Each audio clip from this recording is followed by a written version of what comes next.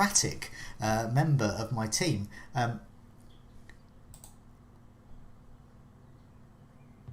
you just seen the message I've written?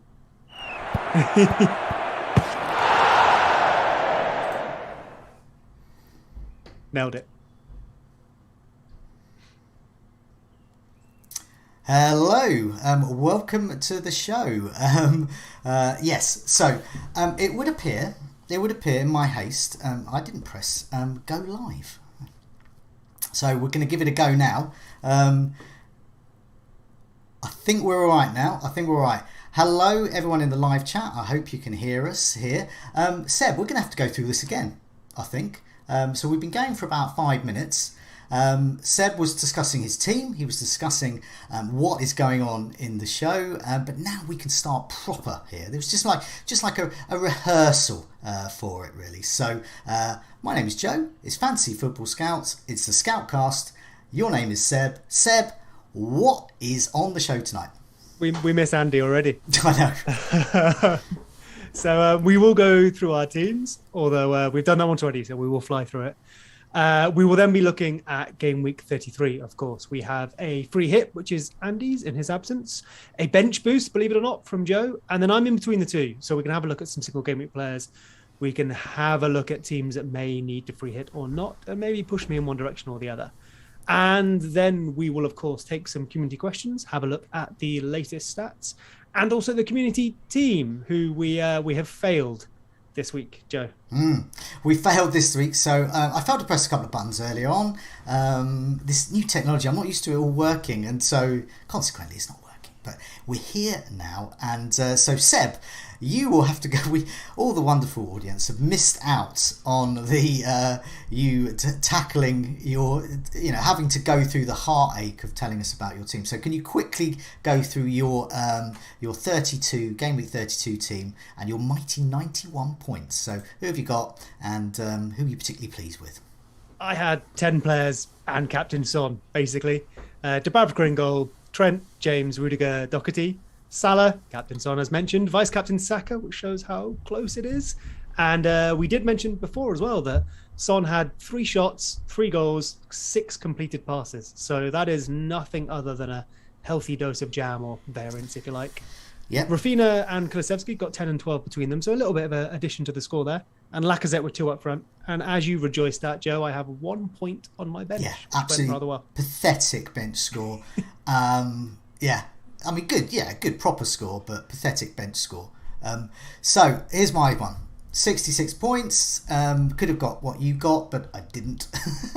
So I went for a 5-4-1. Ramsdale, Rudiger, Alexander-Arnold, Ben Davis, Robertson, Benjamin White, sorry, I keep doing that. Saka, Rafinha, Kulusevski and Salah. So I've got a few returns there. Kane, captain. So 66 points, green arrow, still just outside the top 100k. So reasonably happy with that.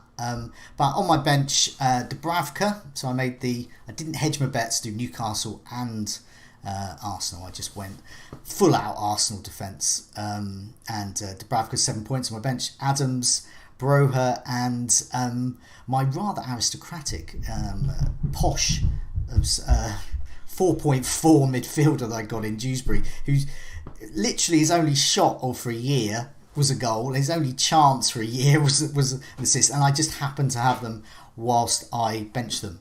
So I got him in as a bit of an enabler and on a bench boost, which we'll talk about in a bit.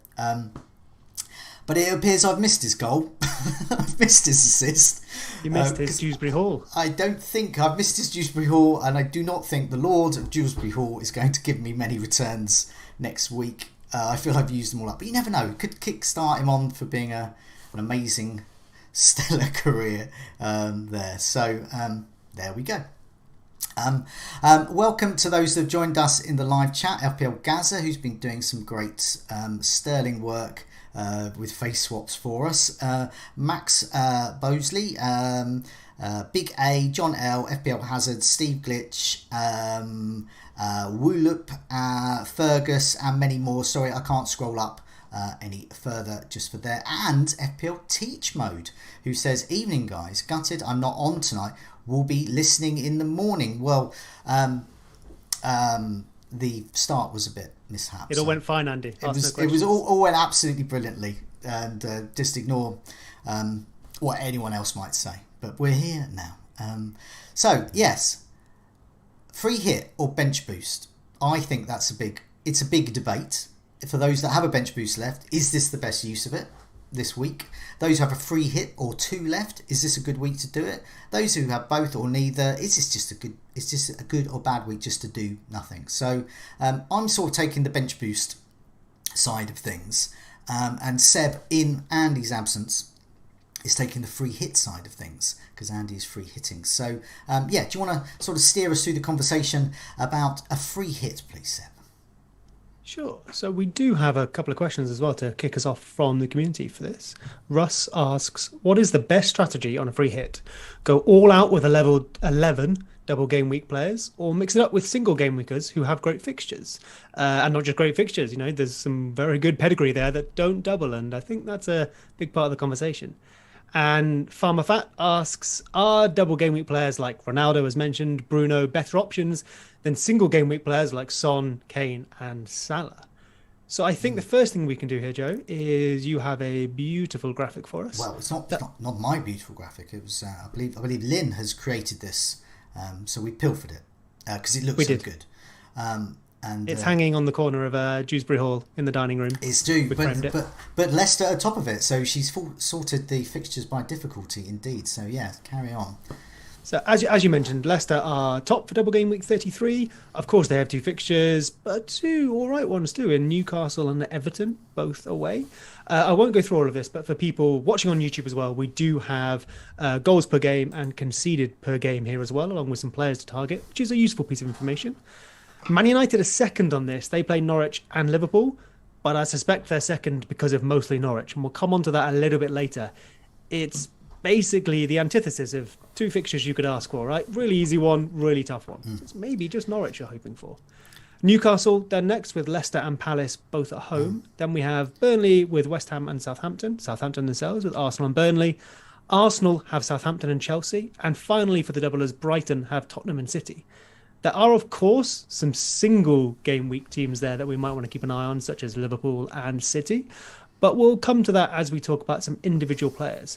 But I think overall, just to kick us off here, Joe, talking about very, very general strategy. So I haven't hit free hit yet, but as I think I mentioned last week, I think I will, because I've set my team up better to, well, I guess I've set my team up better to use transfers for 36 and 37, and I can free hit this week to try and cover any bases. Of course, some of the discussion is, do I need to cover bases? I own Salah, I own Son, I'll probably get rid of them. So is that sensible? And we will look at those players in a moment. But on the flips, sorry, please go, Joe. No, I was just going to say, that is a key consideration, isn't it? Because we all have a bit of recency bias, or rather hate it, but it influences what we do. And it was massively annoying that last game week, the likes of, say, Saka, perhaps some of the Leicester assets, and definitely the Manchester United assets that we would be looking to get in on a free hit. They didn't live up to expectations. Meanwhile, all the single game week players that we've all got in our teams, like a Spurs attacker, we did wonderfully, and particularly to say a Chelsea defender. So if you've got Rudiger, and I think Reece James could still be a good asset. And then Cancelo, these are players that did quite well in the recency bias. But of course, these double game week stars that we'd want to get in for the free hit didn't help. So we've got to sort of forget the last game week, and hopefully that's what we're here for. Well, so I think for me, the thing I was just going to say was I'm waiting to hit the button until these European fixtures are done. So we have Chelsea Madrid tonight.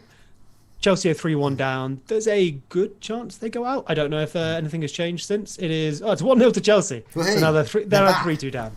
But maybe that's why I'm holding off. I've got James and Rudiger. If Chelsea go through, I don't know if I'd do this, but I'm tempted to lose James for even a Cancelo or something, because if they remain in the FA Cup, in the Champions League, and obviously they don't have as much to fight for in the Premier League, I don't know if I'm going to get the minutes out of him that I want. That maybe sounds a bit silly. If they go out, I'll definitely hold him.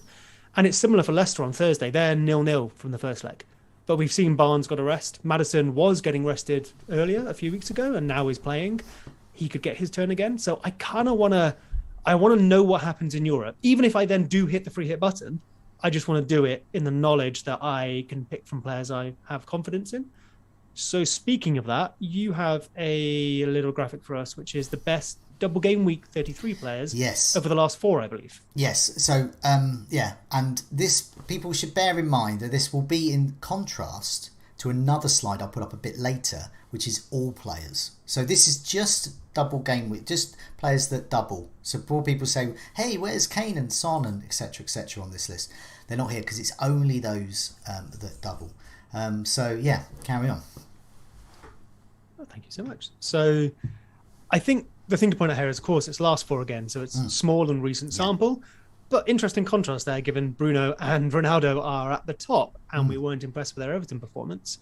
I would say if you're looking to pick players, we know some of the obvious ones, but you'd combine this with the last thing we looked at, which is the fixtures to come. And of course, then some seasonal data. Just before we go into detail on this, I did want to touch on those top 2, Bruno and Ronaldo. The Everton performance wasn't great. I think United probably were the better team, but that's not how the result went. And I think that's put a lot of people off. And me included. Like I'm possibly waiting. I'm telling you, I'm waiting for these European fixtures, but maybe I'm just procrastinating. But really, did we expect United to destroy Everton 4 or 5-0? We know they've been not themselves all season, or not themselves to the past at least. They've not been brilliant. So I don't know if that should have put us off as much as it has. Like if it had been 1-1 or they'd won 1-0, fine. The seasonal numbers, though, for your Ronaldos and your Fernandezes. Now, of course, you have your Salahs, your Kanes, your Sons right at the top, and those are players we could be holding. But Ronaldo comes in on the Opta data. He's actually ahead of Kane for non-pen XG and XA. And on the StatsBomb data, he's just behind. But basically, he's right up there. And Bruno is poorer than he's been in the past, but he's also up there as well. The thing that really then stands out alongside that for me is that we know Liverpool are good. That's one of United's fixtures. They have the 3rd best XGA in the league with 30. Norwich have the worst. They have 60. They have been expected to concede 60 goals, and they've conceded 63. Liverpool have only conceded 22 from their expected 30. There is actually basically more distance between Newcastle, who have been expected to concede 46, and Norwich in 60, than there is that Newcastle to Liverpool. It's roughly the same or slightly more in one direction. I really think that shows how good of a fixture Norwich could be. We know we've seen that all season. But Liverpool can concede goals. We know we might get 1 or 2 points from that, but they will concede goals. They've conceded 22. So for me, I'm not as scared off those top 2 as I maybe other people are, but I do acknowledge that it's not perfect. Yeah. What's your take on that, Well, Jess? I was speaking to Tom earlier today on the captaincy video podcast, and I mean, he was pointing out really that we've been here before, with Fernandes in particular. People didn't want to get him in, and he had blanked for a while, and then ahead of a double game week, he did really well, and he of course did really well earlier in the season, and so as you said, looking at over the season, his stats are strong. As we can see, amongst double game week players, Fernandes and Ronaldo are in a sort of a league of their own compared to everyone else. So if you're going to captain a double game week player, it really is those 2, if you're free hitting, that you would target at least one of them to get in, because that's the risk you take. I think that's the sort of bet you're taking inside your head. Is I think that Fernandes or Ronaldo, Manchester United will prosper against Norwich, and I'll take whatever appearance points they get against Liverpool. But you never know with a player like Ronaldo and Fernandes.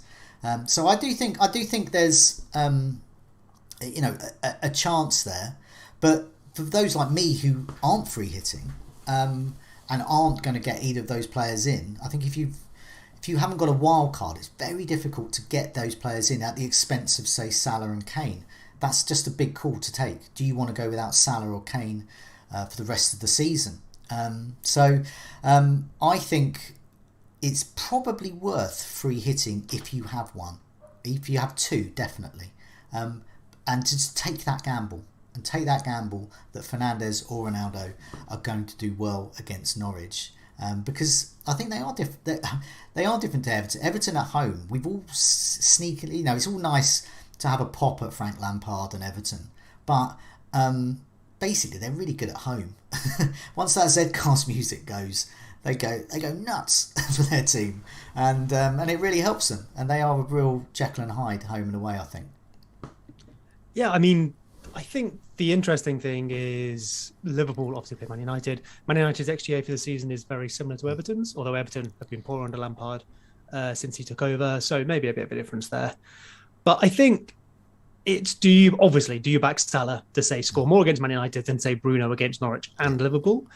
And I think it's closer than it appears on the surface, especially as well because, in FPL, we just get points for turning up, which really can just eat that difference away. Now, of course, if this is the day Salah goes and scores a hat-trick, then, yeah, it's going to be hard for Fernandes to make that up. But I think it's closer than we feel it is instinctively, especially after the last round of fixtures. Mm-hmm. And I want to get it. I think it's important to point out how bad Norwich's defence has been and how Liverpool can concede. Brighton, I think Tottenham and City both have Brighton, yes. I believe. So not a great double for Brighton. But again, their defence has been okay. It's top half, better than United's, but it's only that one match. Yeah. So I think if you were to just sum those up and look at, yes, Liverpool and City's players are slightly better, and Tottenham, I do think it's closer than we think. And so maybe this is just before we look at Andy's team, which is maybe a nice way to talk about who you keep and who you drop. Who would be the supporting cast then? So no matter whether you want Salah, Kane, Fernandes, Ronaldo, there's some other players on this list, Joe. Who jumps out to you to fill the rest of the team with? Well, Saka. I think if you're Arsenal got Southampton, which you would hope they would do well in, and they were against Chelsea, who were Chelsea in the middle of, literally as we're recording, they're in the middle of a game with Real Madrid. So you would think there would be some added freshness for Arsenal there. I think Saka would be good. My man, Che Adams, that I've got. I think if you're free hitting and you want a striker to go in there, you want to fill those striker spots in, I think he is the best in terms of statistics. Apart from Mbappe, I think he is the best there. I think Southampton could do well. I think you could get a goal, maybe two out of him. In terms of expected goal involvement, Adams was expected to be involved in a couple of goals. And he's had 4 chances and 6 shots inside the box for 6.8. I think he's good to fill a place there. Would you take him over like the likes of Wood over Brozier, obviously at Southampton as well? So it's very. I think statistically and in terms of form over the season, I would say Che Adams is the best one. We can see here slightly statistically Neil Maupay is better, but the fixtures are so awful for Brighton that I wouldn't go near them for this particular round of fixtures. But I think Chris Wood is interesting. I just don't think he's got currently goal tip. And Newcastle have really great fixtures, so he's got the fixtures on his side. He's definitely got the minutes on his side. He's going to play, but I still think Che Adams will as well. What you could do is if you have got flush with cash, you could have Che Adams. You could have if you wanted a 3-4-3 kind of arrangement, you could have Che Adams and Chris Wood and Ronaldo on a free hit. But I think really it would be one of them I would go for, and I think having 2 up top would be. I think you want to spend that free hit really in midfield or defence. I think that you're going to get more bang for your buck there. Chris Wood or Che Adams. I think that's the decision. Me personally, I'd go for Che Adams. We know you've. He's this season's Wood for you. He is. I think you mentioned there just value and whatnot. I do think looking at trying to build a free hit here, money isn't too much of a problem. I don't think we need to be picking for if you think Dewsbury Hall, for example, is more likely to play than Barnes or Maddison, fine. But despite being brilliant last weekend, he does not have anywhere near the numbers of Maddison and Barnes. So I don't think we need to have him as an affordable option. We can stick all our money in that 11. And I think I built one that had about 2 million left over. So it's not really a concern. No, I mean, he is cheap, though. So you could put him in and just bench him. This is where I will speak about him a bit more for a bench boost. Because, yes, I think it's possible you're going to get 6 points, which is fine. For a player that cheap, for 6 points on a bench boost, just that one player, 1 out of 4, I think is okay. That's okay. But yeah, if you're free hitting, you wouldn't have him in your 11. Definitely no. One player I'd love to call out on there as well. In the last 4, he has an XGI of 1.61 and decent numbers for the season too. Is Gabriel Martinelli? Yeah. if I was free hitting, and I probably am, it's probably why I'm trying to, I'm talking about Man United in a more positive fashion here than I might otherwise. I'm probably trying to talk myself into it. I think it's fair to say that. If I was going to free hit, though, I think I would have Saka, Martinelli, and then maybe some Arsenal defence, we'll see, over, say, a Lacazette or maybe an Odegaard. We know there's been talk of Lacazette being dropped. If that happened, Martinelli probably goes up front. I don't think that happens. I think that's that conversation that just keeps happening and happening. A bit like Firmino at Liverpool when he wasn't scoring. But Lacazette does enough of a job for Arsenal for the tactic to work. But even that aside, I think Martinelli and Saka start and are the best options for Arsenal. So, I mean, these players are good value.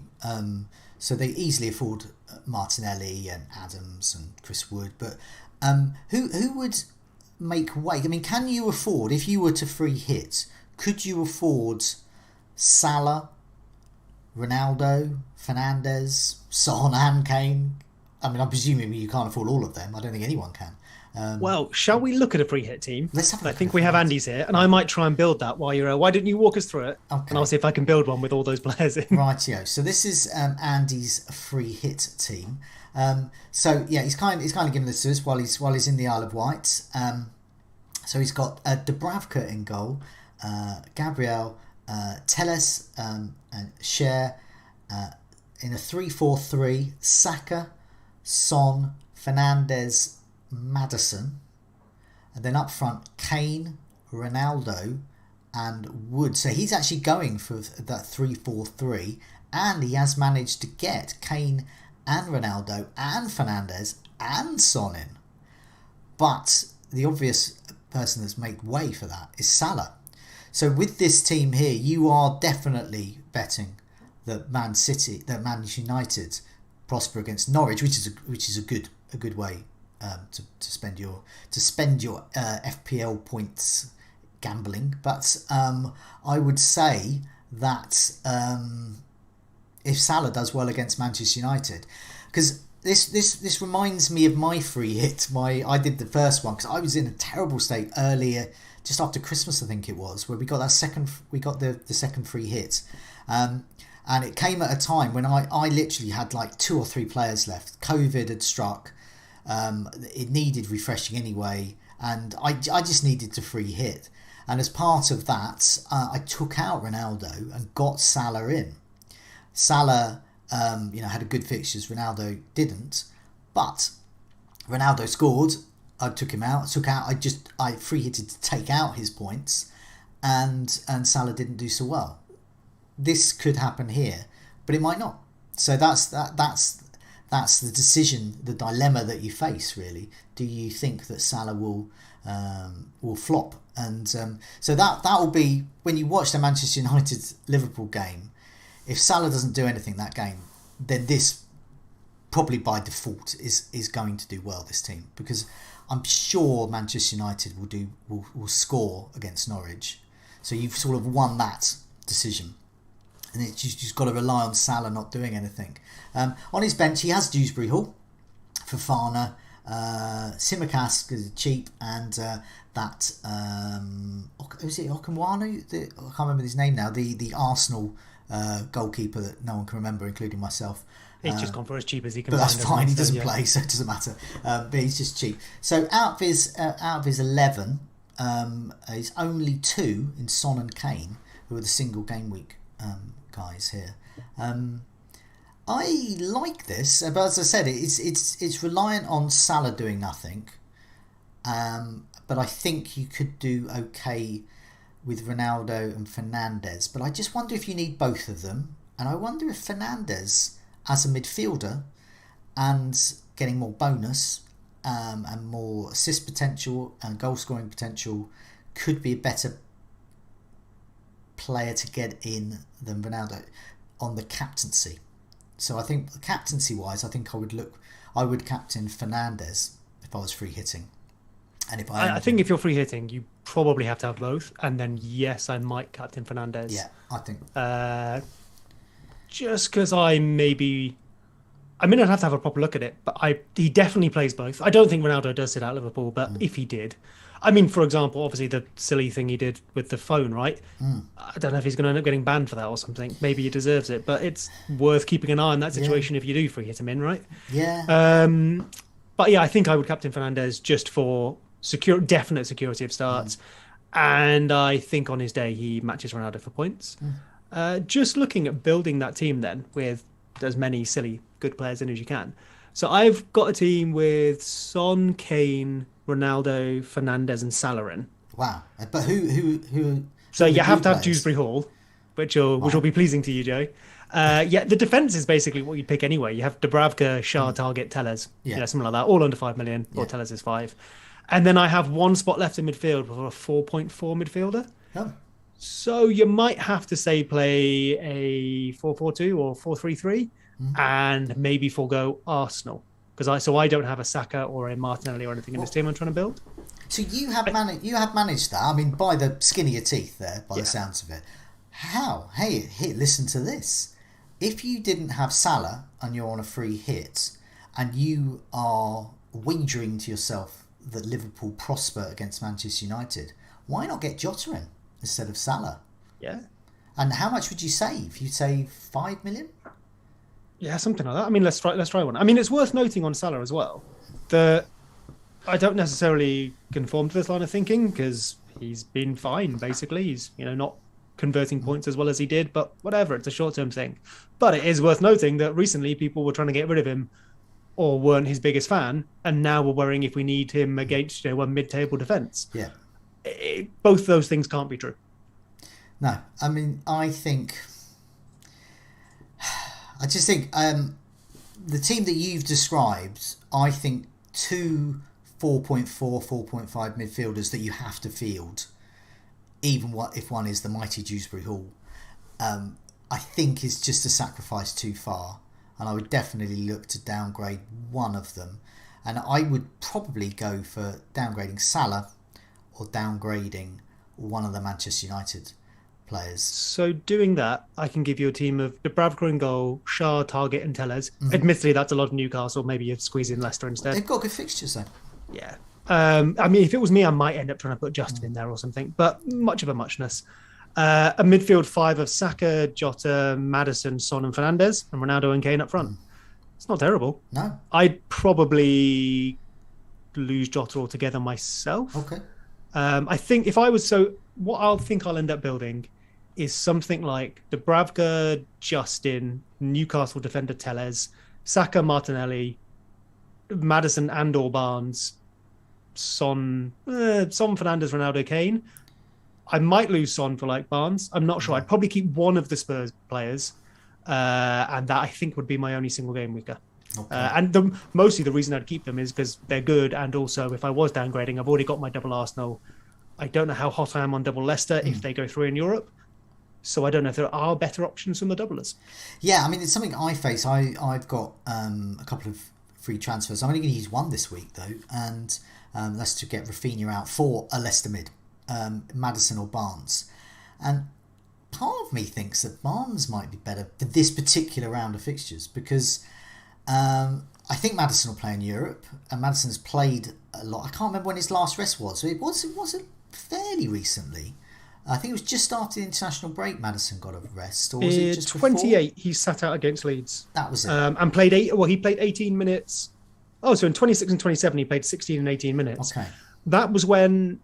Was that maybe after injury? I'm not sure. But I remember that was when we were talking his minutes maybe are at risk. So even though Maddison has better numbers, we preferred Barnes because his minutes were solid. Now it's flipped. You could try and get clever and go, okay, it's Maddison's turn for a rest again. Yeah. But if we don't know that, Maddison, I think, is the better pick, all else being equal. So you are gambling on minutes if you go Barnes, I think. Definitely. And also, I think Maddison's so involved that if he's on for 20 minutes and he's taking lots of corners and they're chasing... they're trying to win the game. Lots of corners, a free kick. That's how many times have we seen that Maddison doing well in the last 10 minutes or so? So I'm okay with that. If it's within a double game week. Leicester's team has changed as well. Remember, when Maddison was brilliant a couple of years ago, he was in that 10 position just behind Vardy, and it was them two dovetailing. You'd often end up with Maddison ahead of Vardy on breaks and stuff. with how Leicester have changed a little bit, we now have Dewsbury Hall, as we know, playing that kind of, if it's not 10, he's playing in centre mid and becoming advanced if they're playing, say, a 4-3-3. Maddison, not even notionally, he basically is playing on the right. Like when you see, I don't think I saw his heat map, but I was watching Match of the Day, and he was just in the right wing position. But he is allowed to drift a bit. He is allowed to create. He is on some set pieces, like you say. I actually wonder if that favours him. He doesn't have responsibility in the middle. I don't know what his responsibilities are defensively wide, but he's just allowed to do what he wants to do. And we know that's when Maddison is at his best. When he can create, he's got a brilliant delivery from wide on him. And if he hasn't got that combination with Vardy anymore, he's got to find different ways of creating chances and scoring goals. And he's doing that. He got one ruled out the other week, being fed by Iheanacho, didn't he, coming in off the right? Definitely. So I think as it stands, Maddison will probably get the edge. I do think Barnes will get more minutes, perhaps. But Maddison, just pure involvement, pure just getting points, which is what you want. So I think for a free hit, if you're looking at getting just one of them, Maddison, for a bench boost or just in general, just getting a player in, it has to be Maddison, I think. But part of me just thinks Barnes could do okay, because also he was sort of taken out, and sometimes with players that we know have the good pedigree for double-digit hauls, can sort of come back from that. They can react from it. Rafinha is a double-digit hauler now, my friend. Well, he is. He's got it now. That's the club he's bought himself some membership to. Well, yeah, I've always had faith in it. He's been in my team for ages. I've just been waiting for this moment. It's great. It's great that he's done it in the week. Well, now we'll get rid of him. But I think if you are making a transfer, I've actually already done Rafinha to Maddison. Oh right. Even though I might free hit, just because if I don't, I wanted to capture that price rise. Yeah.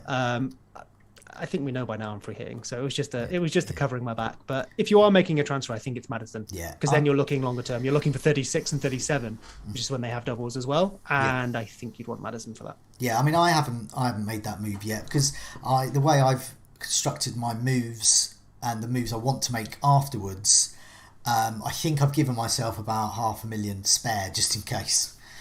So Maddison's gone up now, so I missed that price rise, so I don't really need to worry about it anymore. But I think he'll come in. I think Maddison, Barnes, Saka, Martinelli, and one of Son or Fernandes could be good. But I think if I was free hitting, I'd go for Son and Fernandes. I think it would be a choice between Maddison or Barnes, and maybe Saka, Martinelli. But as you said, Martinelli is so cheap and so attacking. I think we've got lots of options in midfield, which is why I'm not so keen on Andy's three up front. And I think it was apologies if it wasn't you, but I think it was John L in the live chat was saying that why has he gone for three when why has he gone for three up top when we all know that strikers are rubbish this season. So I mean, presumably he's got some money in the bank. So I think my free hit would probably have a good striker, but they'd be on the bench just as cover. I think the relative template for this is a combination of Newcastle, say 2 or 3 Newcastle defenders. I think Tellers is a great pick. He's on set pieces. And then you're probably picking between a Gabriel, a Ramsdale, a Schmeichel, a Justin, something like that to fill our last spot, and going 3 at the back. I think you're then definitely having some Leicester and Arsenal exposure in midfield. I would probably go Saka and Martinelli. And then, let's say, just Maddison. Then I think you have to have Fernandes. If you're free hitting, you have to have triple Man United. You have Fernandes, you have Ronaldo up front. It's then your choice between, do you want Salah or Son? I'd choose Son. And I might even only go one Spurs, which would maybe just be Kane up front. But I think you have one Spurs. And then up front, I do think you go 2 strikers. One of them is Ronaldo. One of them may well be Kane, which is probably why I would favour Kane over Son, just for team structure, because then I can have another midfielder in there. And then you can probably afford... Andy's got Dewsbury Hall on the bench. He's got Fofana. It's a good enough bench. Tsimikas just for cheap. You could probably afford to bench a Weghorst, a Wood, even Ivan Toney, if you really wanted. Who else has got double? Maximan, some people maybe looking at. I think there's a pretty strong template there, and I honestly think the most interesting decision might be who you captain. Yeah, I think it is. I mean, I favour, in a double game week, I favour a midfielder. Because it's just more points. It's just sheer quantity of games, sheer quantity of involvement. If there's players like Fernandes, Maddison, these are players that are involved. Saka to a lesser extent, because he doesn't quite have that same level of. For example, if Leicester score and you look to see who assisted, you probably think it's going to be Maddison. With Spurs, you think, it's probably going to be Kane or Son. If one of them does something, the other one did the other bit. Yeah. Yeah. With Manchester United, you think it's going to be Fernandes. With Arsenal, I'm not quite sure. I wouldn't think, Saka's that's assisted. But I think he might get a goal. He's a good choice, but maybe not for the captaincy. But yeah, I guess the only risk is if he goes to left back. I don't think he does, but there is that chance, which is probably why I wouldn't. I've got my captain on my bus team at the moment, but I probably wouldn't in free hit. I think what's the good thing about looking at this free hit team is that it does look really. There's lots and lots of double game week players in there. I don't think so. We've got 9 double game week players. I don't think many people are going to be fielding 9 just without any chips. And if they have, they might have dead-ended their team specifically to wildcard afterwards. So I think there's going to be points here. Just sheer turning up, the odd assist here and there. It's just going to build up and up. So I think a free hit teams that are similar to this will prosper this week and will get a nice green arrow. I would imagine. The Salah, if Salah hauls, that just lessens its potency a little, but it doesn't make it a bad thing to do. And on the whole, I like this free hit. I just think I'd probably go for 5 midfielders just because there's simply more points. You can keep Salah if you want. I think we had a question that asked how many double game weekers, how many single game weekers. Andy's got 2 here. Yeah. We built one that had about 4. Yeah. Somewhere between 2 and 3 is fine. I think I'd have 2. You could have Salah instead of Son here, I'm pretty sure. Yeah. Yeah. On that single game week question, what if you took that Wood position and made it a Cancelo, for example? Yeah. Would you be tempted by that? Well, and on a if not free hitting, yes, because I think Cancelo, if you haven't got a wild card, will just make up those points. It's just a position you don't need to worry about, and I think that's the story of this season, really.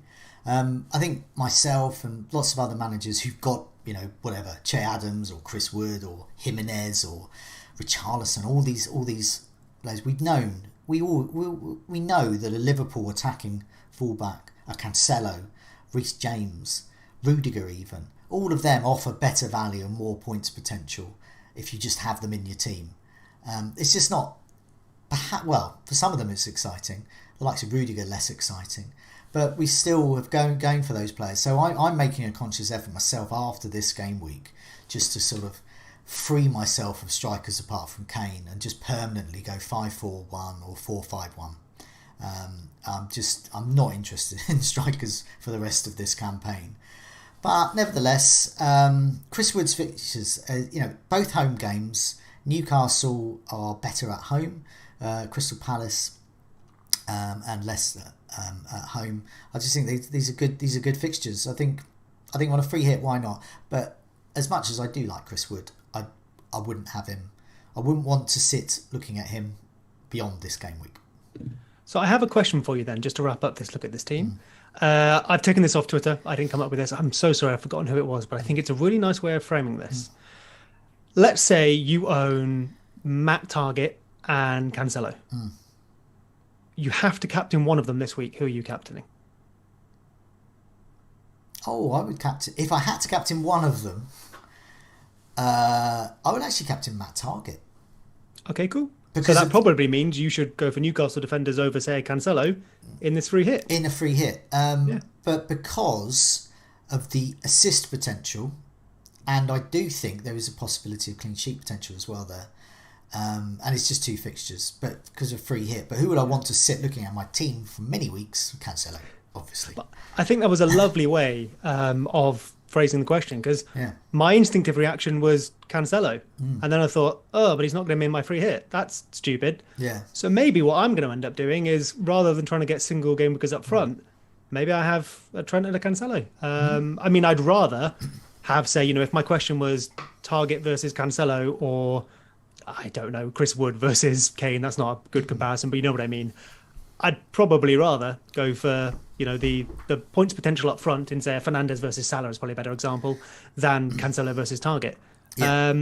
And then I think, just to wrap this up, why I'm free hitting this week, and I've now talked myself into it, isn't so much how attractive this week is. It's more about what can I do in 36 and 37. And I think I can build a good team in 36 and 37. I have, 3 transfers for 36 now? Let's not forget I wildcarded in 26. And we're still in the middle of that strategy. There are people who didn't wildcard who are going to wildcard in 34. I mean, I'm ranked 2K, but I'll be very happy to finish, say, 8, 10K. Because there are a lot of people who are going to make the same gains we made when we wildcarded in 26. I went from 30K or something to like 10. Yeah. Someone else is going to do that in 34, 35, 36 and push the rest of us back down who have already played our chips and are now, just hoping we can cling on.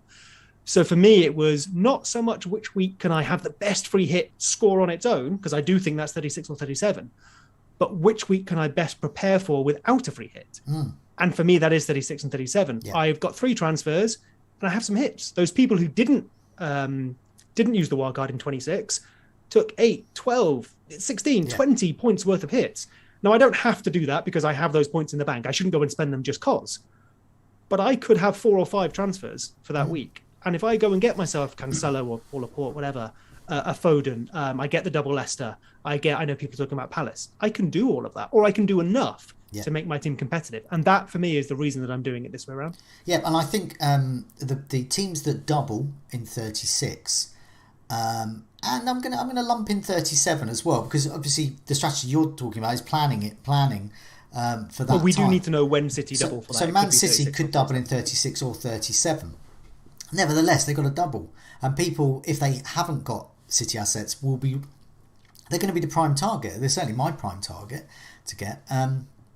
We've already got Spurs players. We've already got Liverpool players. We've already got Arsenal players. We've already starting to get Chelsea players. We could get some more. And with 2 or 3 transfers, you don't need major surgery to get the likes of Mountain, Cancelo, Phil Foden. You would, however, to get De Bruyne in, and this is where the wildcarders might prosper, because some of the planning that we do with 2 or 3 transfers here and there, in order to get De Bruyne in and still keep the likes of Son and Kane and Salah and so on, you would need to have a wildcard, I think, to be able to maximise that. But also, if you did that and you took out Salah, for example, so one strategy, get Kevin De Bruyne in for Salah on a wild card in a couple of weeks or next week, so that you're betting against Salah there, and that's not a good wager to make in your head. I think if I was in your position and with the teams that a lot of us have with those players there, I think you're probably right. I think you're probably right, because you're not going to want Newcastle or Manchester United players long term, are you? But for 1 week, could be good. Should we have a look at a bench boost? So the alternative strategy, the actual winner. This is the one we should be going for. This is the winning strategy. Yeah. So I'm not going to show my bench boost team just yet, but what I do want to put is so I just remind everyone that we've got, these are the double game week players. So the best double game week players playing twice. You've got Fernandez and Ronaldo at the top there, but here. So when you look at all players, they're at the bottom. So you can see here that in terms of all players, in terms of expected goal involvement in the last 4 matches, Ronaldo has actually just dropped off this list here. So I think I did the top 10, and I think Ronaldo is 11th. So in terms of expected goal involvement, it's Zaha who's top, and then Tony, Havertz, Pukki, Kane and Son, Salah, all doing well, riding high in the expected goal involvements, all better than Fernandez and Ronaldo. Then Werner, another Chelsea asset there, Richarlison, obviously this is just 4 matches, then Richarlison, obviously penalties have played a big part there, and then Fernandez, and Ronaldo's just behind him, but just dropped off this table. So in terms of expected goal involvement, there are plenty of better players who've performed better recently that perhaps don't have a double game week. So Okay, so here's the decision that people will make. So maybe free hitting or bending transfers. Get Fernandes in and captain him. So Fernandes has a great game against Norwich, but a terrible game against Liverpool. But then you're taking out... So Salah, who has a slightly better expected goal involvement, has arguably a great fixture against Manchester United's defence.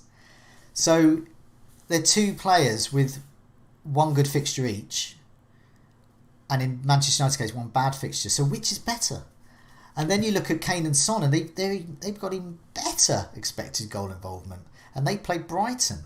Now, as much as we think the Brighton defence is improving, and I hope it's improving, but Kane and Son are just unstoppable at the moment, and they're on such a good run, and I don't think it's going to end.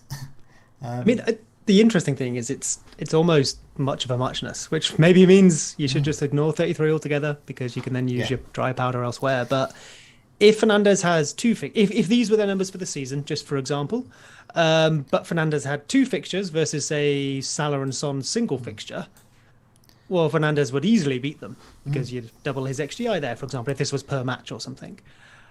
Let's say that, all he actually does is put up like a 0.1 or 0.2, which I think is average per 90 for the season is 0.54, whereas a Son and Salah are probably up in the 0.7s. He basically matches them. So you're just gambling on a bit of luck, a bit of variance, or, and I guess maybe this is the thing, fantasy points, he just gets 2 more points for playing. Yeah. You just get another chance. You get another bite of the variance apple, if you want to put it that way. It's basically, you're just swapping one good player for another good player with fixtures that are okay. Because if you take the double, Manchester United's double as a double, it's not that great, but the Norwich game is great. And yeah, so I just thought it was interesting to highlight the best players here, just to show that there are plenty of other players there. So the people here with some of these players in their team who are not using any chips at all, or perhaps they're bench boosting, but they're certainly not free hitting or wild carding.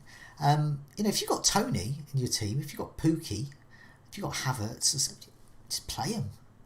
Because I think they could do okay. Norwich are interesting.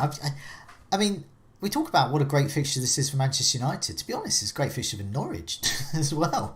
I don't think they'll win, but I mean, can you see Norwich scoring against Manchester United? I could see a goal. They could. I guess I would probably give a clean sheet higher odds than them conceding, but they certainly could. It's not like United are they like mid-table for defence. So yeah, absolutely we're possible. about to find out actually. Should I put that table up now actually before I put my bench boost? Go for it. Let's see. Worst defences. Manchester United. Yeah, I suppose. Yeah, just edging towards very bad, but yeah, mid-table really. So the worst defence is Norwich, which is a real tick for getting Fernandes and Ronaldo in on a free hit or just a transfer. Because Norwich are, over the last 4 matches, I could have done this last 6, I could have done this last 20, whatever. Norwich are always the worst on here. And they have been for... I usually put this table up for the captaincy video and podcast. And it's always Norwich. Always Norwich. Used to be Watford, but always Norwich these days. And then Burnley, pretty poor. And then Southampton, a poor defence. Then Leicester and Brighton. So that could bode well. It's last 4... So it could bode well for anyone who wanted to captain Kane and Son or KDB. But the best defences are City, Brentford, Liverpool, Tottenham and Chelsea. It does back up what you were saying there. Manchester United are they're sort of in a position where they could concede. They might not. But you don't know. It's not something you would definitely kind of stake your house on. But yeah, Norwich, they're going to concede, aren't they? Yeah, I think I'd be very surprised if United don't score against Norwich. I guess it'll be Fred assisted by Pogba, won't it? Yeah, definitely. I was going to get Fred in actually, but I decided to splash out on Dewsbury Hall just to save a bit of money, because the future move I want to do in 34 is I want to remove Che Adams and one of Benjamin White or Ben Davis for Cancelo and rip it up, scrunch it up, put it in the bin striker like Greenwood or Gelhardt. Basically, someone Leeds, one of Leeds cheap strikers that actually gets some minutes and can score maybe. I look forward to Gelhardt's hat-trick being on your bench. Yes, so Gelhardt is affordable with Cancelo, and then Cancelo's in, and that's it. Don't have to worry about that. And my mission to free myself of strikers continues. Just on Greenwood and Gelhardt, just in case anyone's wondering on them, much of a muchness in terms of price. I think there's 0.1 between them. Greenwood came on over Gelhardt last time and got an assist. Fortunate assist though, because it was basically a goalkeeper defense mess up. Gelhardt still isn't fully fit. I would probably have Gelhardt ahead of Greenwood, but if Greenwood keeps playing well, of course he could nick that spot. But realistically, this is third on your bench, so I wouldn't stress over it too much. Just get the cheaper one if you must. Yeah. I've got a goals imminent table I'll put up now, actually, before I keep teasing my bench boost. Keeping us waiting on your bench boost. Well, it better be good. I will. See, now this is interesting because of some of the premium. So, for example, Kane, he's been assisting a lot. Hasn't really scored that much recently. Fernandes, is he about to score? Salah as well. People are getting rid of Salah. Let's have a look at the goals imminent table. Last 4 matches.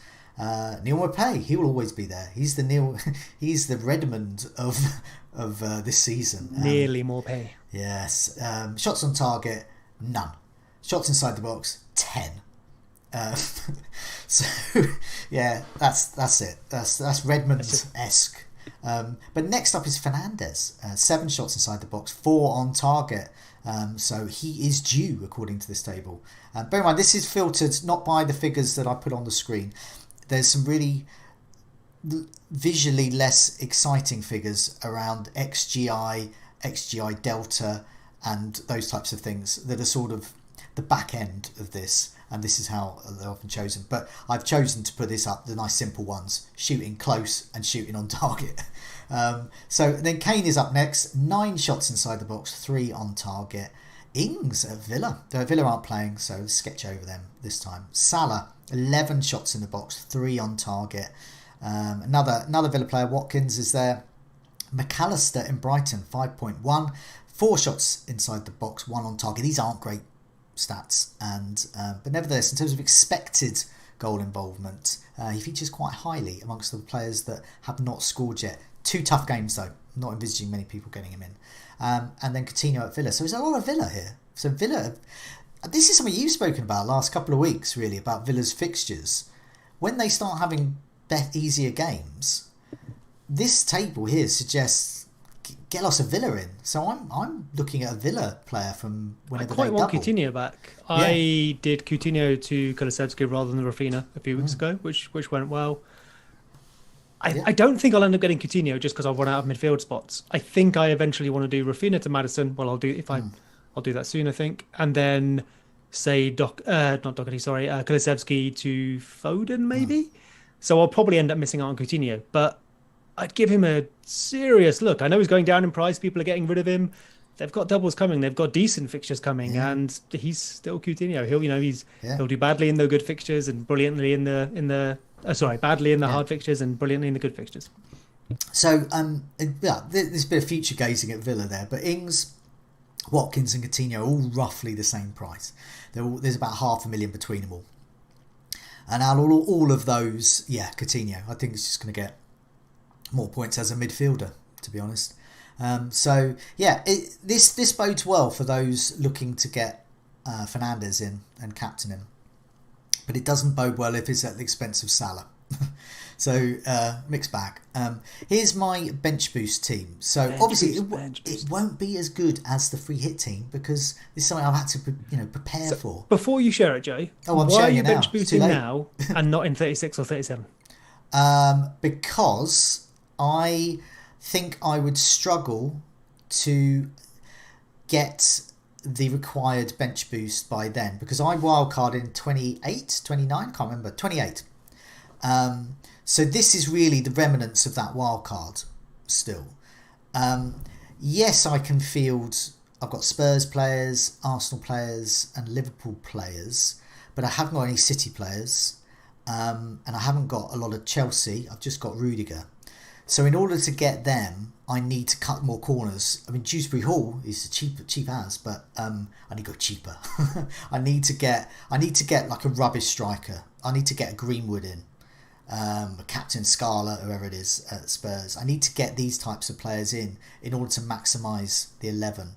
And I think as going forward, I need to target players from the best teams, and that will involve some of my budget. It's not out of the question. It's not like Cancelo's like, what's he, 7 million? Something around that?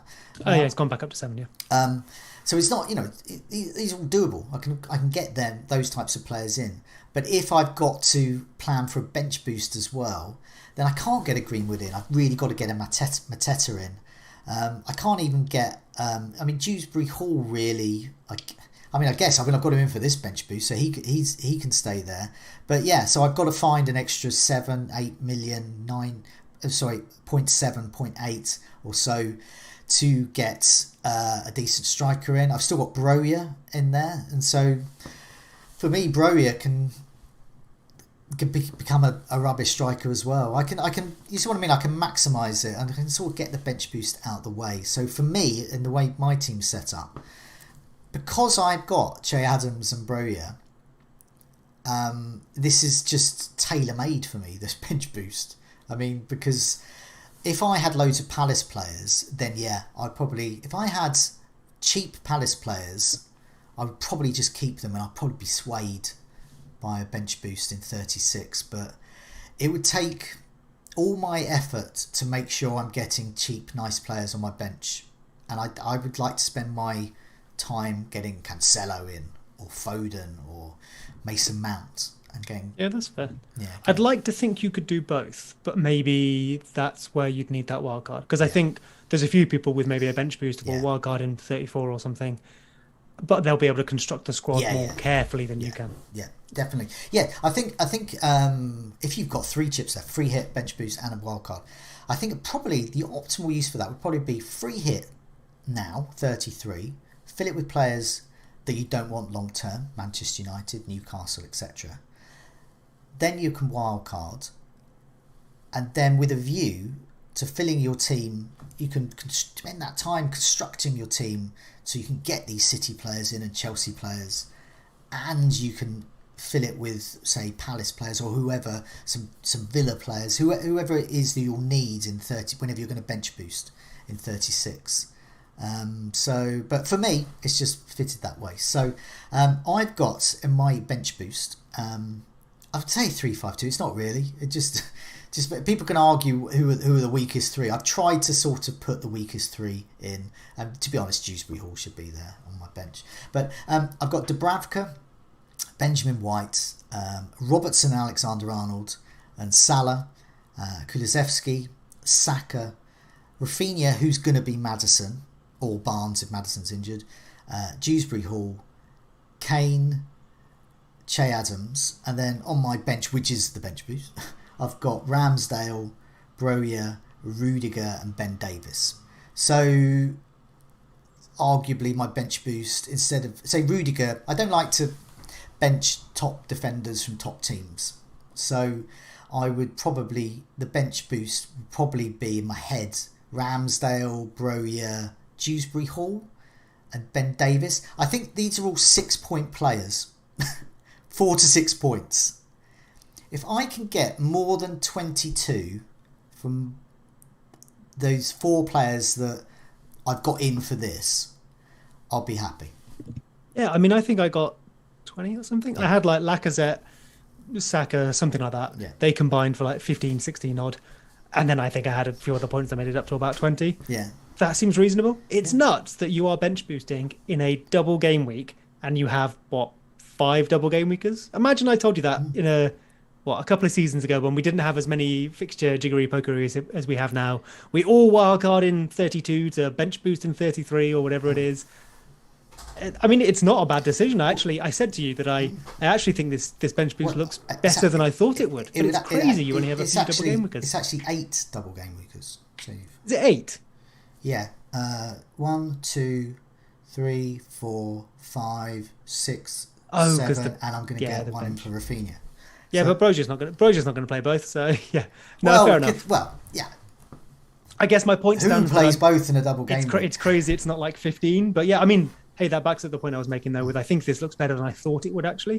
When you said you were bench boosting this week, I genuinely didn't get it. This looks better than I thought it would, and I think having explained your reasoning, yeah, I think it's your opportunity. Yeah, this is my opportunity. Is to hopefully get an extra 25 points on people who aren't bench boosting or free hitting, and to then focus on getting really, really good players in for my 11 and not worrying about my bench too much. And that's my focus, to claw my way back into the top 100k and beyond, hopefully. But yeah, as I said, it's getting those Southampton players in, those sort of cheap players. This is when Southampton were good. It's sort of it's fallen that way for me, I think. And I've got 2 frees here, so I could remove a single game weeker for a double game week player. So I guess Ben Davis could go to a Newcastle player. But to be honest, I don't mind having Ben Davis for a while, and he might go anyway. For I want to get Cancelo in. Yeah. So really, I can't see the point of removing. It's Cancelo's space, really. I think if you're not free hitting as well, it's possibly only Leicester you'd be looking at this week. I know Man United might end up getting their double move to 34 or 35, but it seems unlikely. And I think that would be Chelsea, so it's not exactly all that attractive. Realistically, if you aren't using any chips this week, or I guess if you're bench boosting, it's a Leicester player because you can carry them usefully, right? Everyone else has maybe expired their usefulness by the end of this week. Which is why I went for Dewsbury Hall, because he's going to be on my bench, but he's so cheap. But we know why you went with him. It's so you can make puns from so now. I can make posh. Mate. I can say how posh and aristocratic he is. But he's a really useful player for that. Because as I shown last week, I wouldn't mind him coming on. He probably will get the odd assist again, or if he might get some bonus as well. Because I would not pick him ahead of other Leicester players, for example, on a free hit. No. But he's 4.5 million in your position. Brilliant. Like he's decent value. Yeah. He isn't going to score more points than Maddison or Barnes, but you don't need him to because you're carrying him forward as well. Definitely. So apparently Chelsea have just gone 2-0 up. Yes, I know. Pretty so interesting. It's on. I was the reason I mentioned which players are going to be on my bench. Because the bench is immaterial, because it's basically 15 players I'm playing, but I'm trying to think of the players that I've got in with this bench boost in mind, or I've kept with this bench boost in mind. And so really it's Broja. He wouldn't be here if I wasn't bench boosting.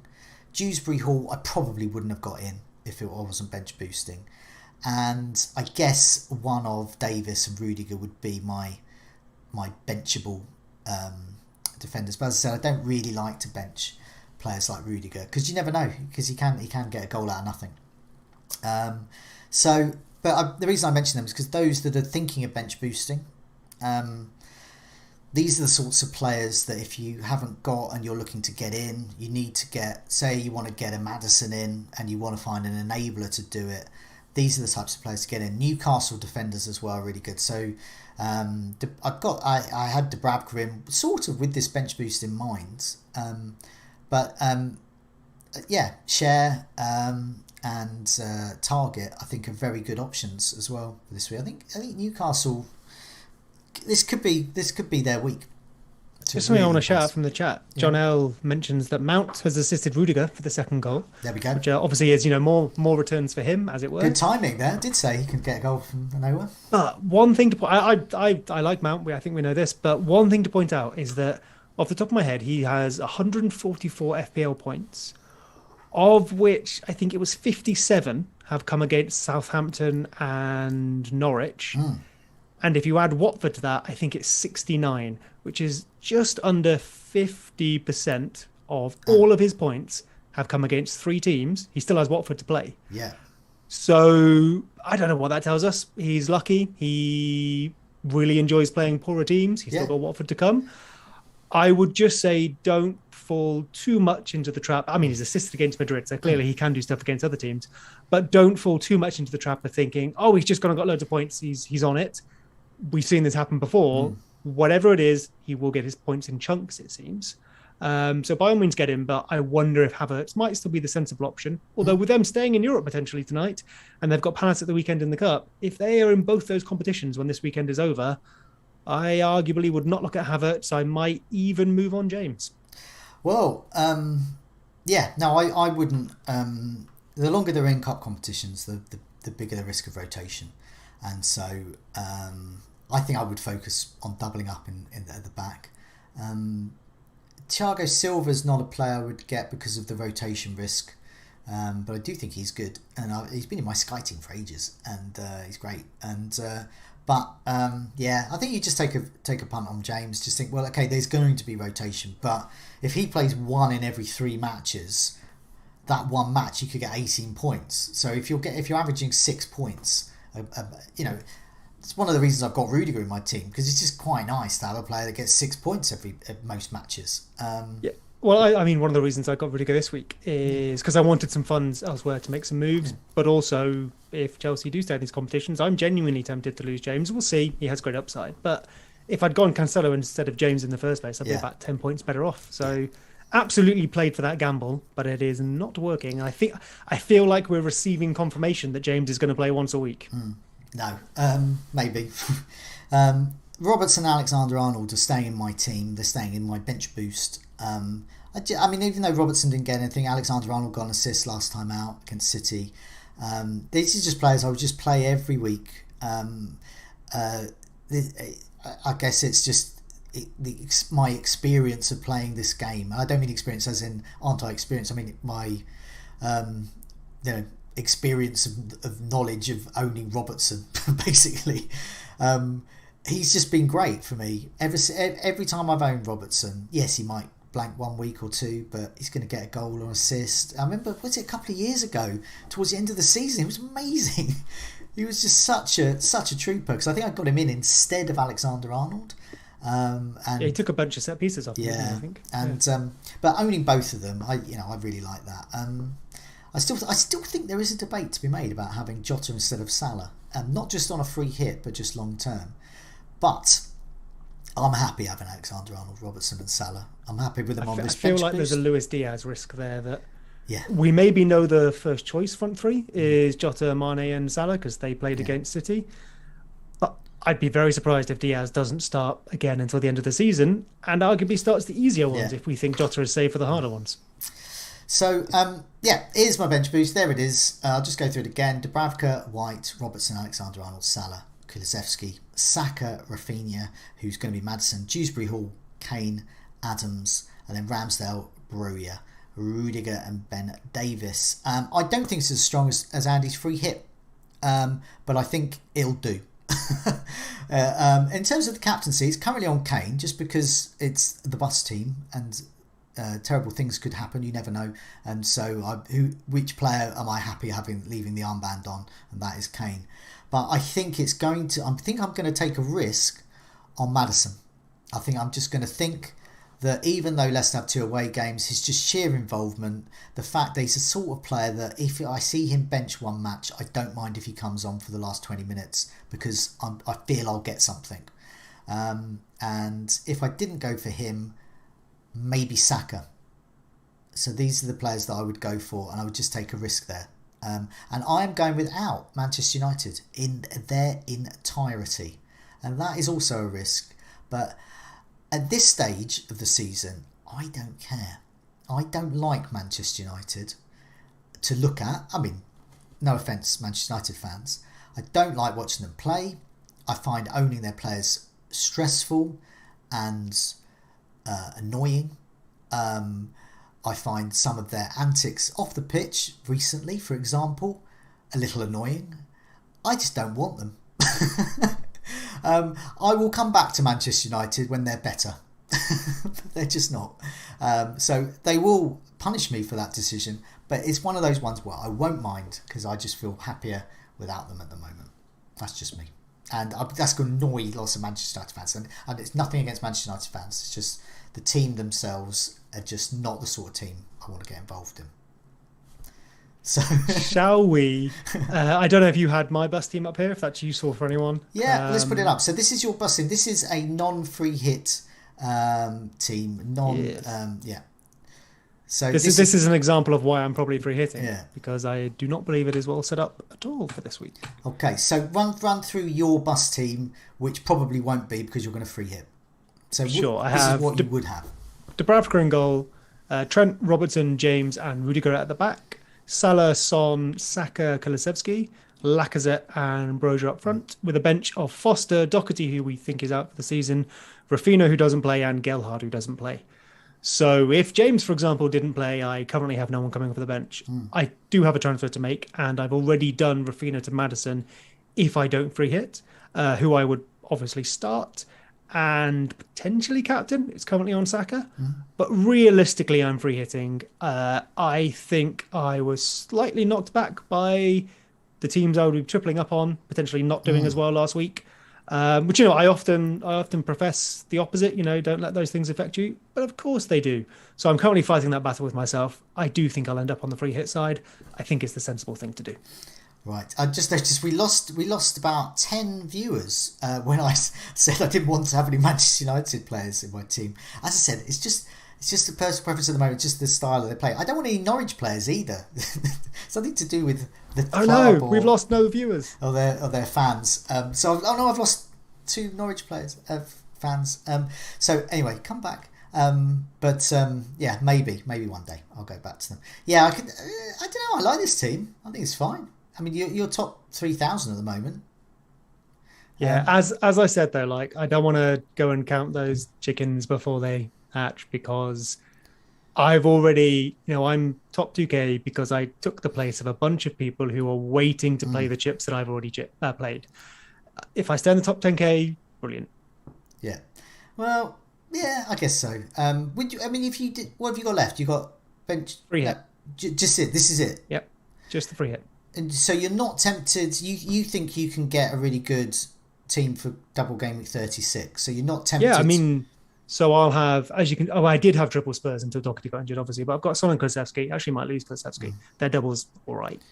I've got triple Liverpool. I've got double Chelsea there. Of course, I've talked about maybe losing James, but that would be for Cancelo. I probably want Foden. I'm not too worried about De Bruyne, which is at first because normally I'm all about him. I think I can get to I'd lose Lacazette potentially as well. Which sounds like I'm swapping a lot of doublers for other doublers. Yeah. But as people have pointed out, though, there are some vastly superior double game week players in 36 and 37 compared to maybe the likes of, say, Spurs and Arsenal. I think I can get a good enough team. And I don't think it's about, I don't need to, in 36 and 37, if people are, you can't free hit both. So whichever one it is, people might return 150, 180 points. If I go and return 120 and I'm 50, 60 down on them, that's fine. Because let's say I outscore them by 20 or something with my free hit. And as we mentioned, I'm 2k because I've already used those points. Those 50 or 60 they're gaining because they've wildcarded, free hitted, whatever it is. I got that back in game week 26, 28, 29, whenever that was. This is all part of, I guess, a larger strategy. Absolutely, free hitting in 36 or 37 could be the correct thing to do in hindsight. But for how my team is set up and for the fact that I would very happily go and take 4, 8, 12 points of hits if I have to, I think this is the better play. Okay. Let's put the community team up, because this is in a similar situation to you, as in we have a free hit left. We also have a bench boost left. So we were going to bench boost this, and we still can. But foolishly, I should have swapped Kilman for a Newcastle defender. Oh, mate, Chelsea are 3-0 up. Oh, this could be it. It's on. Alonso rolling back the years.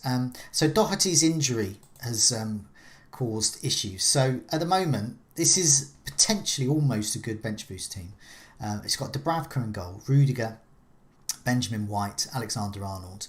And then we've got Harvey Barnes, Kulusevski, Saka, Salah, and then Broja and Adams up front alongside Kane. And the bench is Ramsdale, playing twice, Doherty, who's got to be removed because he's injured for the season, Rafinha, who's out this week, and Kilman. So we could do nothing, which is probably what will end up happening. We could free hit even, but I just look at that with 1, 2, 3, 4, 5, 6. With 6, maybe 7 if we bench boost double game week players already. We're pretty well stacked there. and also we've got Rafinha, Kilman and Doherty. So I think a -4 and just go all out bench boost on this and save the free hit for 36.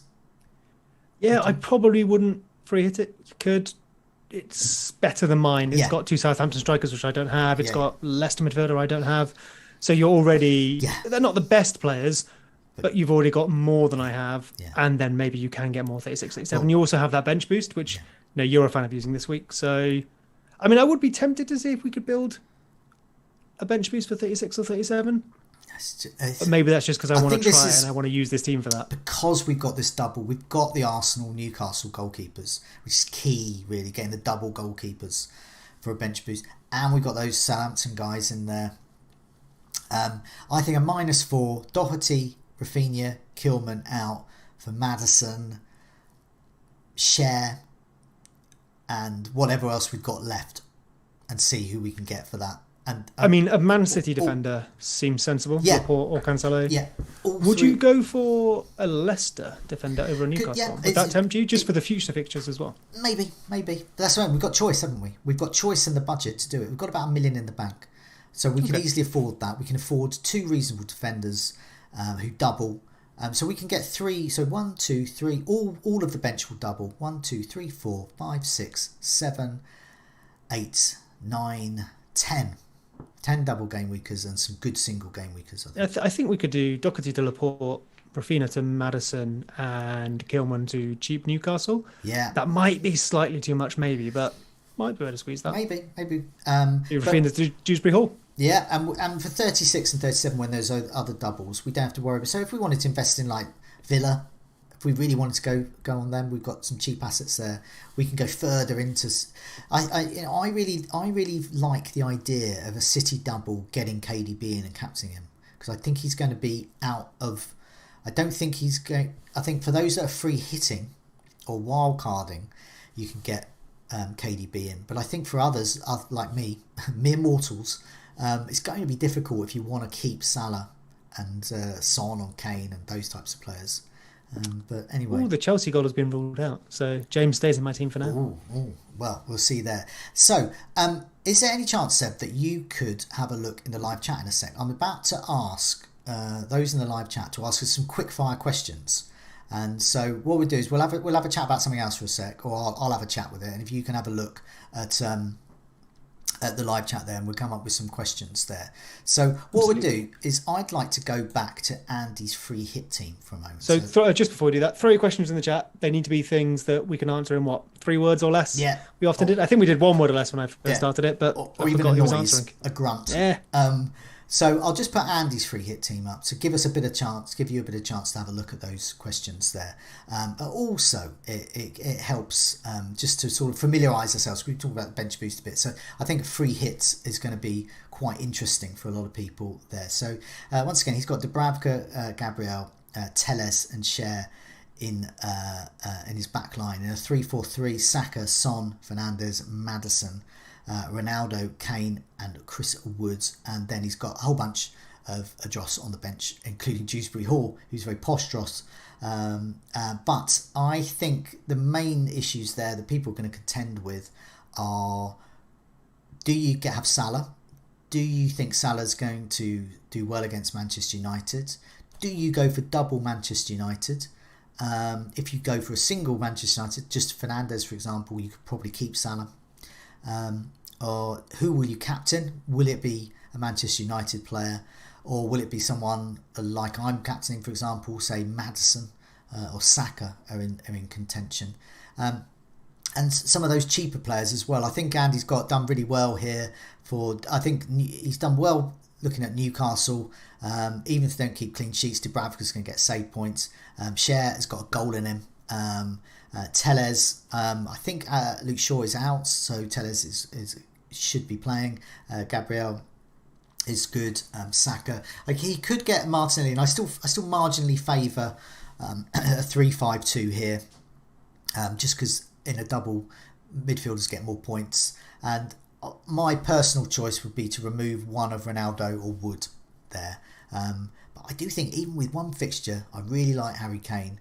And I think Harry Kane's in his team. And I think that's the other thing free hitters have to think about is who you're removing. So if I was free hitting now, I might say I moved Kane and then Kane got a hat-trick against Brighton. Completely reasonable. I will remember that forever. I will tell my grandkids about that day I got rid. I think Jay Eggersdorf, who used to be number 1 in our Hall of Fame at Fantasy Football Scout, he famously got rid of Harry Kane just before back-to-back hat-tricks over Christmas. And I've never forgotten that. It's not even my team, and I'm sure he's never forgotten that. So that's the price you pay. Anyway, I've waffled on enough. Have I bought enough time, Seb? Oh yeah, we've got some questions. So I think here's what we'll try, because there's just the two of us. I will read out a question. I will answer in one word. Yeah. And then you can either disagree with me or agree and expand. Yeah. How does that sound? Or grunt. Well, you can grunt if you want, mate. if that's more to your taste. Okay. So the first one, Adam Clark asks, variants apples or Granny Smiths? Variants for me. I don't really like apples. I like that we got a grunt and I don't really like that. I like bananas. I do. Fair enough. If you had to have an apple, Joe. I don't really know enough about apples. Wow. I really don't. Wow. Cy Greg says Havertz or Mount. I will go with Mount. Yeah, Mount. If there's still Mount, just Mount. FPL Big Head, Salah or KDB on a free hit? Salah. For 33? Yeah. Free hit 33. Yeah, Salah. John Cahill asks, Foden or Havertz from 34 onwards, assuming Chelsea get knocked out? I will go with Foden. No, I'm going to go Havertz. Why would you go Havertz? Because I think you get lots of points from other Manchester City players, particularly in defence. But with Chelsea, if they're out, then Havertz, you would hope the threat of rotation's gone a little. Okay. KDB or Son on free hit. So we had Salah before. I will go Son. Yeah, I think it has to be Son. There. That was Greg Watson. Thank you very much. John L says salt and vinegar or cheese and onion. Salt and vinegar, obviously. Yeah, I love both. Can I say frazzles? Be obtuse there. No, I would probably say salt and vinegar. Classic, what about like those dried thin apple crisps? No. Is that how would you take your apple like that? What about a banana? What if I dried a banana? I don't take my apples dry. It just anyway. doesn't take his apples in any way whatsoever. What about in a pie? Apple crumble. Oh yeah, I don't mind that. Oh right, okay. Yeah, it's weird like that. I like cake, but don't like egg. I like cake, but don't like egg. Just a broad state. I like cake. But fair enough. Andy Mack says pick 3 for a free hit from Kane, Son, Ronaldo, and KDB. So there's 3 from Kane, Son, Ronaldo, and KDB. I'm going Kane, Son, Ronaldo. I hate KDB for some reason, it seems. I'm saying Kane, Son, KDB. So no Ronaldo. No. Oh, I think you have to have Fernandes and Ronaldo if you're free hitting. See, if he said Kane, Son, and Fernandes, then I would have said Fernandes, but not. I prefer. So Andy Mack already has Fernandes. Well, then lucky him. He can get Kane and Son in to go alongside. Fair enough. BHAV1C, which may be pronounced differently, but I'm not going to try, says Game Week 35 wildcard, Game Week 36 bench boost, Game Week 37 free hit. Is my plan gave draft already? I've messed up. That's not a question. Bring Andy back. Quick, we need Andy. So the final question then from Mark Smith is Schmeichel or Guaita? I'm going to go Schmeichel. Oh yeah, Schmeichel, definitely. Awesome.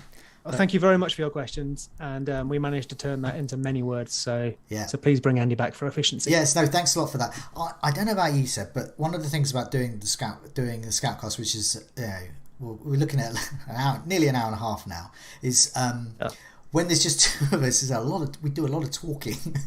And we did start it twice. We did start it twice. So there was a couple of minutes where bit of extra there just amongst ourselves.